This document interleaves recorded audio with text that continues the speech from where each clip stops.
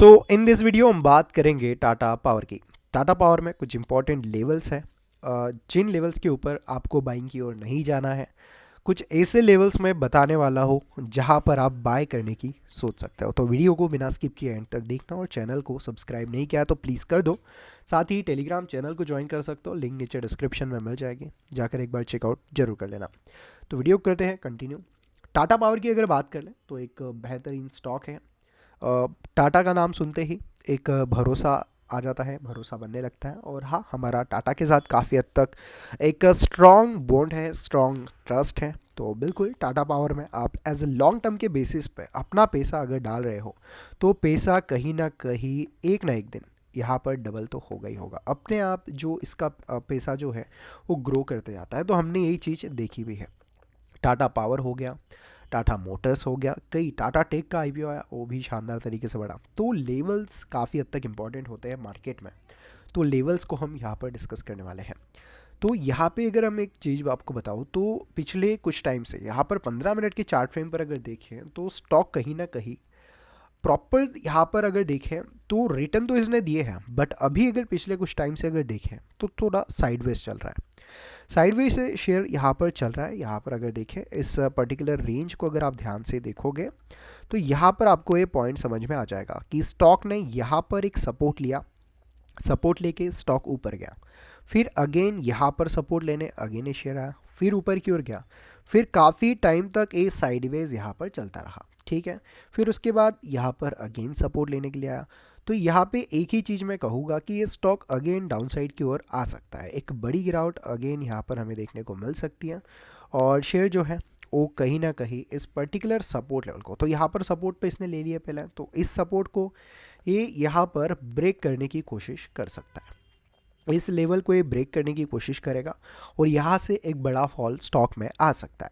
तो इसीलिए आपने थंबनेल में भी देखा होगा कि यहाँ पर आपको बाय नहीं करना है, यहाँ पर आपको बिल्कुल बाय की सोचना भी नहीं है। तो ऐसा ऐसा मैं क्यों बोल रहा हूँ, क्योंकि ये लेवल तो ब्रेक होने ही वाला है, बट उसके पीछे भी एक बड़ा रीज़न मैं आपको बताने वाला हूँ। तो यहाँ पर अगर आप देखो तो हम एज ए शॉर्ट टर्म के बेसिस पे ही एक चीज़ मैं आपको बता देता हूँ कि स्टॉक में गल क्या हो सकता है। ऊपर से तो इस पर्टिकुलर ट्रेड लाइन का रिजेक्शन है, और अगर ये ऊपर जाता भी है तो इस लाइन से ये रिजेक्शन ले सकता है। ठीक है, और वही अगर हम बात कर ले तो स्टॉक में अगर देखें इस पॉइंट से एक ब्रेकडाउन आया है, और इस चीज़ का भी ध्यान रखना है। और यहाँ से एक फॉल भी एक आ सकता है, और वही अगर हम बात कर ले स्टॉक जो है वो गिरावट के साथ साथ ही इस लेवल को भी ब्रेक कर सकता है। तो इस चीज़ का भी आपको ध्यान रखना है।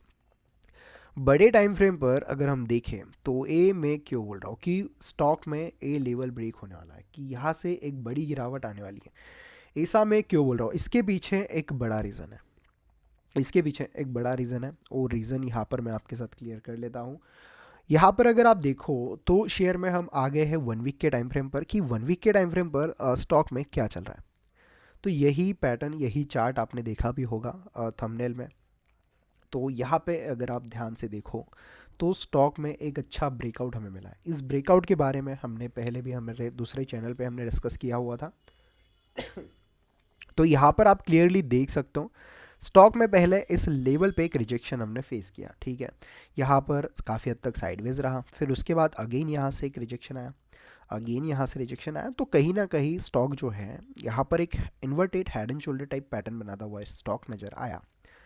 उसके बाद स्टॉक ने अगर देखें तो यहाँ पर एक तगड़ा ब्रेकआउट दिया, एक तगड़ा ब्रेकआउट हमें यहाँ पर देखने को मिला। ठीक है, इस ब्रेकआउट के बाद शेयर जो है काफ़ी बड़ा जंप लगाता हुआ हमें नजर आया है। यहाँ से जब ब्रेकआउट मिला उसके बाद काफ़ी हद तक बड़ा जंप हमें देखने को मिला। तो यहाँ पर अगर देखें जो रेंज मैंने बताई, तो यहाँ पर आपने देखा होगा कई अदर स्टॉक्स में आपने देखा होगा, आपने चार्ट्स देखे होंगे कि ब्रेकआउट के बाद स्टॉक जो है सस्टेन करने आता है। ठीक है, सस्टेन करने आता ही है। तो यहाँ पर अगर देखो तो स्टॉक जो है कहीं ना कहीं यहाँ पे सस्टेन करने आएगा, क्योंकि ब्रेकआउट हमें मिला है, और ब्रेकआउट के बाद स्टॉक सस्टेन करके सीधा यहाँ से ऊपर की ओर जाएगा। तो इसीलिए जैसे मैंने बताया कि ये एक बाइंग लेवल नहीं है, एक बाइंग लेवल नहीं है। तो यहाँ से ब्रेकआउट अगर मिलता है तो कहीं ना कहीं यहाँ पर सस्टेन लेगा, फिर यहाँ से एक बढ़त देंगे। तो ये हमारा होने वाला है एक बाइंग लेवल। ठीक है, ये हमारा हो सकता है एक बाइंग लेवल। तो यहाँ पे इस चीज़ के बारे में आपको यहाँ पर फोकस रखना चाहिए। 1 वीक के टाइम फ्रेम पर देखा, 1 मंथ के टाइम फ्रेम पर भी देख लो। तो 1 मंथ के टाइम फ्रेम पर क्या चीज़ हमें देखने को मिलती है? 1 मंथ के टाइम फ्रेम पर भी अगर हम देखें तो स्टॉक में हमने यहाँ से गिरावट देखी, यहाँ से गिरावट देखी, बिल्कुल यहाँ से अगर देखें इस पर्टिकुलर ट्रेड लाइन को यहाँ पर रिस्पेक्ट देता हुआ नीचे की ओर आ रहा था, और यहाँ पर जैसे ही ब्रेकआउट मिला स्टॉक ऊपर की ओर गया। ऊपर की ओर जाने के बाद स्टॉक जो है सस्टेन करना है, और ऊपर जा सकता है, जा रहा है स्टॉक, अभी भी सस्टेन कर जाएगा, फिर अच्छे रिटर्न देगा। तो इस पॉइंट के बारे में भी आपको फोकस यहाँ पर करना है। तो ये लेवल थे, यहाँ पर बीच में खरीदना नहीं है, स्टॉक में थोड़ा वेट करो, अच्छे रिटर्न आपको मिल जाएंगे। टाटा पावर कंपनी 326 रुपये के अराउंड ट्रेड कर रहा है। पिछले 1 साल में स्टॉक अगर देखिए 123 रुपये बढ़ चुका है। रिटर्न और अच्छे मिल सकते हैं, थोड़ा वेट करना होगा। सो आई होप वीडियो आपको हेल्पफुल और अच्छा लगा होगा। वीडियो अच्छा लगा हो वीडियो